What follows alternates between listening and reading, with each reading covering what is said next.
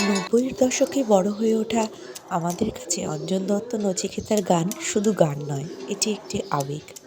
তাই যেদিন সোহিনী সরকারের ঘরে একটা ওয়াল হ্যাঙ্গিং টানানো দেখেছিলাম, আর সেই ওয়াল হ্যাঙ্গিংয়ে নিজের পছন্দের গানের লাইনগুলো ভেসে উঠেছিল, সেদিনই ভেবেছিলাম এই ওয়াল হ্যাঙ্গিংটি আমাকে বানাতেই হবে।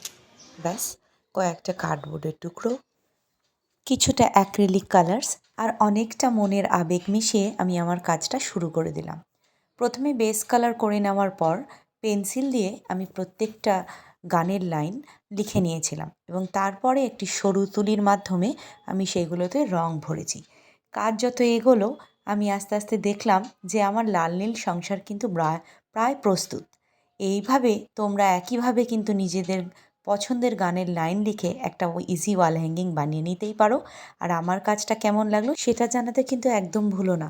আর সবাই ভালো থেকো, সুস্থ থেকো। দেখা হবে আরও একটা ভিডিওতে। Thanks for watching.